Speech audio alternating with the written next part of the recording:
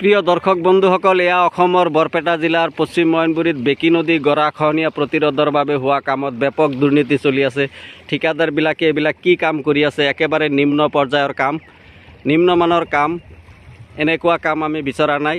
আমি স্থানীয় ৰাইজ আমি বিচাৰিছোঁ ইয়াতে পাৰ্মানেণ্ট জিঅ' প্ৰটেকশ্যন হ'ব লাগে, কিন্তু ঠিকাদাৰসকলৰ কামৰ বাবেই আমাৰ এনেকুৱা পৰিস্থিতি।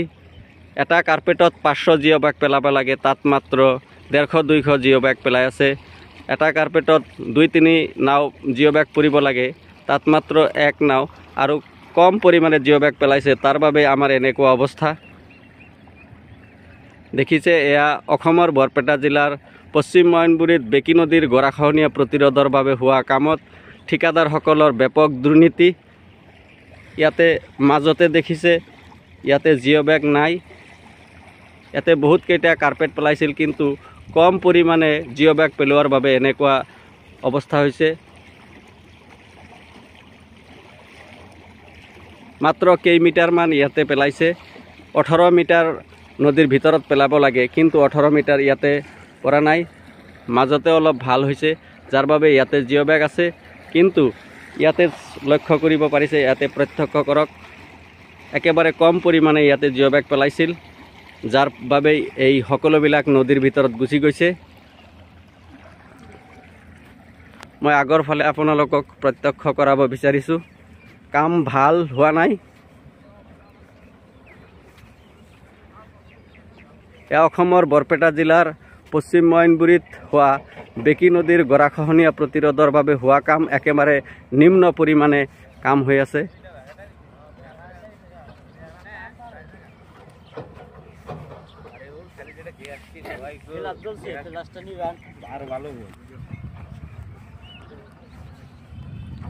আমি ভাল কাম বিচাৰিছোঁ, পাৰ্মানেণ্ট আমাৰ বান্ধন হ'ব লাগে।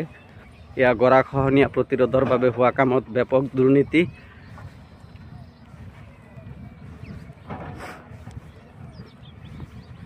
ঠিকাদাৰসকলৰ নিম্ন কামৰ বাবেই আমাৰ এনেকুৱা পৰিস্থিতি। আমি এয়া সহ্য কৰিব পৰা নাই। দেখিছে, ভাল কাম বিচাৰিছোঁ, পাৰ্মানেণ্ট জিঅ' বেগৰ কাম হ'ব লাগে, নহ'লে আমি স্থানীয় ৰাইজে ইয়াতে প্ৰতিবাদ সাব্যস্ত কৰিম।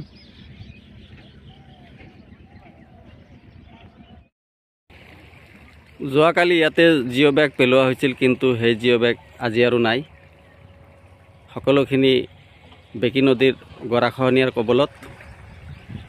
এয়া হৈছে অসমৰ বৰপেটা জিলাৰ পশ্চিম মইনবুৰীত বেকী নদীৰ গৰাখহনীয়া প্ৰতিৰোধৰ বাবে হোৱা জিঅ' বেগৰ কামত ঠিকাদাৰসকলৰ হেমাহিৰ বাবে এনেকুৱা হৈছে।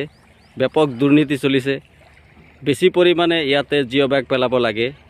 এটা কাৰ্পেটত 500 জিঅ' বেগ পৰিব লাগে, তাত মাত্ৰ 150-200 জিঅ' বেগ পৰি আছে, যাৰ বাবে এনেকুৱা হৈছে। গতিকে আমি বিচাৰিছোঁ ভাল কাম সুচাৰুৰূপে হ'ব লাগে, নহ'লে আমি এই কামৰ প্ৰতিবাদ কৰিম। মই অসমৰ মাননীয় মুখ্যমন্ত্ৰী ডক্টৰ হিমন্ত বিশ্ব শৰ্মা ছাৰক অনুৰোধ কৰিম, তেওঁ এই কামৰ তদন্ত কৰিব লাগে।